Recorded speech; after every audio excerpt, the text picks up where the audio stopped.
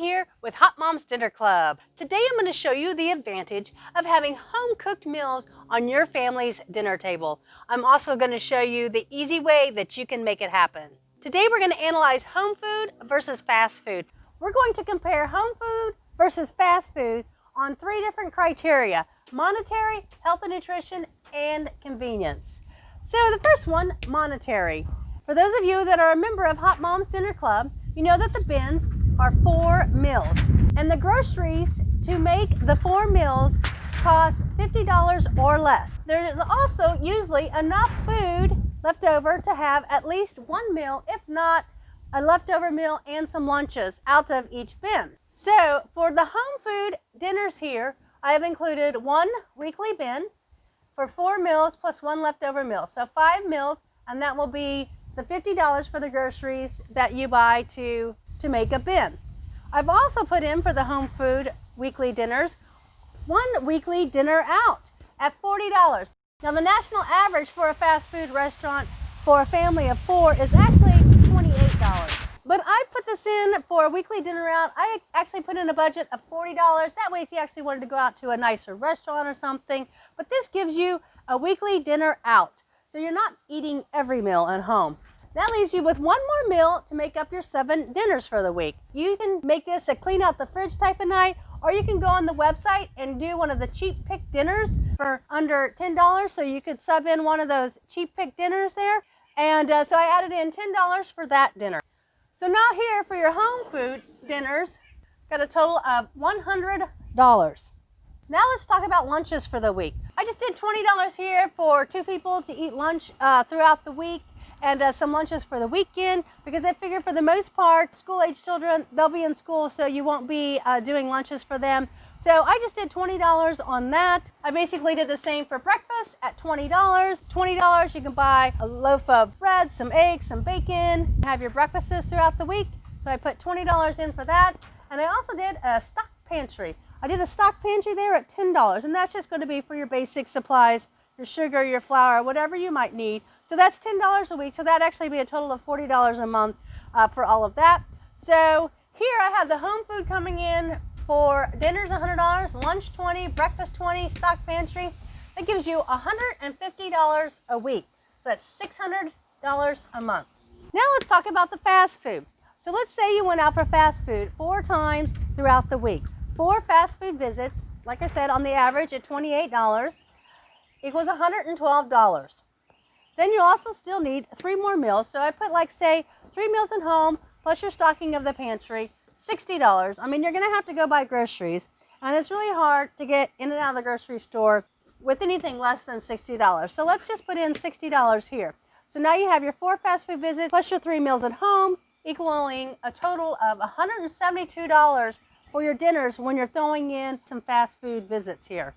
Now let's say lunch. Instead of making sandwiches at home or packing your own lunch, you're going out to eat. So even 2 adults at $5 a trip through the drive-through, you're looking at $60 a week for your lunches. Breakfast, a morning coffee on the run, a muffin, a scone, just a coffee and a snack cake from the convenience store. 2 people, 5 days a week, you're looking at $65 a plus. When you total in your breakfast expenses there, whenever you're driving through the fast food and hitting the convenience store instead of packing your own meals, breakfasts, lunches. So that comes up to a total of $297 a week, which makes $1,188 a month. So when you come up here to the tallies, it's $600 a month for home food, $1,188 a month when you mix the fast food and the home food mixed together. Now both of these budgets could be increased or decreased, but basically we are comparing apples to apples here. Most of your meals at home versus a mix of home food and fast food. You could always decrease this number a bit by taking this weekly dinner out, or you could take this out and increase your allocation for your lunches, your breakfast, or your stock pantry. So, you know, you could increase this a bit. You could also decrease this. The same with the fast food, but based on the national average, these are pretty consistent with a family of 4 strictly eating food at home and having a mix of fast food and home food. So you're looking at almost $600 a month difference in here. So that's quite a bit of money. That could be a car payment. That could be a hefty portion of your rent or your mortgage. So definitely, when it comes to monetary, the home food is the winner. Now let's talk about health and nutrition. Now, one thing that you're always going to get at home that you're not going to get at a fast food restaurant, although most restaurants and fast foods are very good about offering dietary guidelines and nutritional facts, etc., on all their meals and all their food, you're going to be more aware of what is in your own food and your own kitchen, though, than when you go out to eat. So one major advantage of eating at home over eating out is the ingredient awareness. Now that can extend to the quality of ingredients. You know, what you want to feed you and your family versus what you're getting at a fast food or a dine-in restaurant. So you may want to feed your family quality ingredients without high fructose corn syrup, but that doesn't mean that's what you're going to get at a restaurant. Even sometimes when we think that we are ordering healthy, fresh food, there may be inferior, cheaper products in those items that we are unaware of. So the quality of the ingredients, you have much more control over that when you're eating at home than you do when you're eating out. Also, possible allergens. Now, I don't know if anyone in your family is highly allergic to anything or just basic food aversions. When you're eating out, you don't know where some of those possible allergens could be lurking. Also, if someone is very allergic to something, you never know when a food item can be cross-contaminated by someone, let's say a peanut allergy. They were making something with peanuts, now they went over and started making someone's meal that is highly allergic to peanuts without washing their hands. So when someone is highly allergic to an item, you always run the risk of that at a restaurant. However, in your own home, if you're aware that somebody is highly allergic to something, you may not even keep nuts on hand. So you definitely have more control over possible allergens when you eat at home versus eating at a restaurant. Also, and then this kind of goes back to your quality of ingredients, the natural versus the artificial ingredients and preservatives. You may get some of this in your home food. I'm not saying that home foods are without these items, but for the most part, you're going to get less of these in your home food than you are at the restaurants. It's nothing against restaurants. This is just what a restaurant has to do in order to survive in today's economy. And that will kind of also take us to the calorie and dietary information. On average, your home food is going to have more veggies, less calories, fats, and carbohydrates. That's the triple whammy of the fast food industry: the calories, the fats, and the carbs. Also, your home food will always have less sugar and sodium in it. Now, when you talk about this, the ingredients and the more processed items, of course, a high fructose corn syrup, hiding out where you least expect it. You're also going to have this at home in your own pantry, in your own juices in your refrigerator. So don't think you're getting away from this when you're buying your own groceries. You will have these ingredients. However, they just won't be so prolific in your home food as they will be at the fast food restaurants. Also, the amount of sugar and sodium. Sometimes food at restaurants can be laden with excess sugar and sodium, and you might not even think about it. The amount of sodium in soft serve ice cream is astronomical, and you wouldn't even think about that. You're ordering ice cream for your kids. You're not thinking about the amount of salt that you're giving them. Sometimes not only is it laden with one or the other, but sometimes it has both in there. Also, your sugar.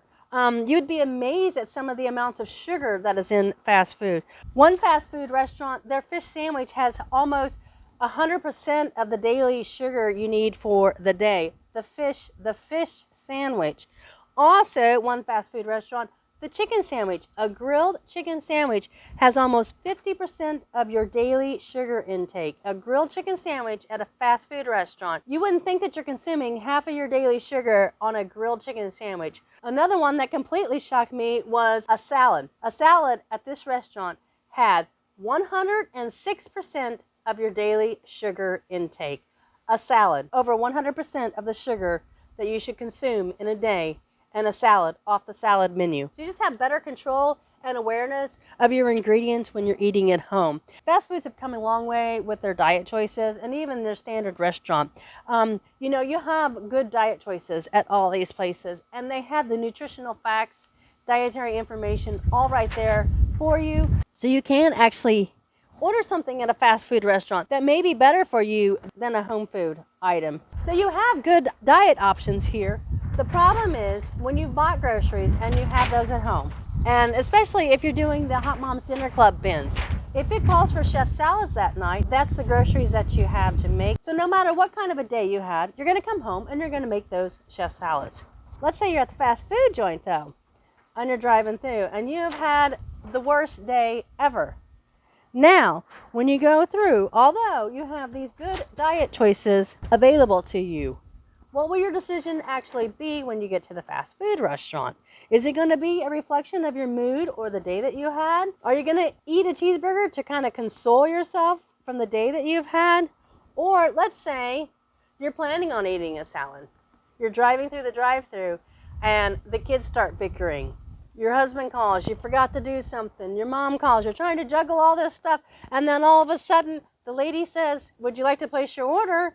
And now you're kind of on the spot. You order food for the rest of the family, and now you're thinking, what am I going to have? You make a rush, hasty decision, and you just say, I'll have a cheeseburger and french fries. So now you've gone through this drive-thru with the intention of ordering a salad. All of a sudden, you end up with a cheeseburger and french fries. So although your intentions might have been good, what you actually come home with could be a different story where, like I said, if you've already bought the groceries and you have a drawer full of fresh produce to make a salad, you're probably going to end up eating that salad no matter what happened throughout your day. Now let's talk about food safety.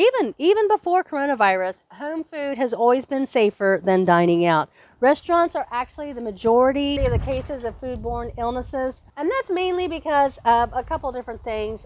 Education, employee error, negligence. You know, when you're at home, you can make the conscientious choice to wash your hands before you prepare dinner, wash all your produce before you make dinner. When you're at a restaurant, you're at someone else's mercy to do all that. It may not be the intention of an employee to not wash their hands or not wash some produce before they use it. It just may be a combination of a lot of different things. You know, you could say, let's say at a restaurant, you know, they're supposed to have a staff of 5 in the kitchen that day, and let's say somebody called in sick, and a little bit later someone cuts themselves with a knife. I mean, you're down to 3/5 of your employee pool. So now all of a sudden they're still trying to put out the food, they're still trying to keep up with the demand, so an employee may take a shortcut. Now, that's not to mean that they did it with ill will or anything. They were just in a hurry and they're trying to get the food out. They're trying to make their employer happy. Next thing you know, they didn't wash the romaine that had E. coli on it, and now you're eating it. Simple employee error. We talked about the allergens. A simple employee error. You're trying to get a salad without nuts in it. You order it without nuts. And the next thing you know, nuts, you got nuts on your salad. Then there's also the intentional just negligence, an employee that just doesn't feel like washing their hands or washing produce, even though they've been told over and over again, or they go and use the restroom and do not wash their hands before returning to work, although there is a sign on every door, everywhere you go, out in public, wash hands before returning to work. There are still those employees that will not do that. So you have employee error and negligence. Just simple hand washing and produce washing alone can make a huge difference on the food safety. When it comes to your home food versus fast food, for health and nutrition, home food.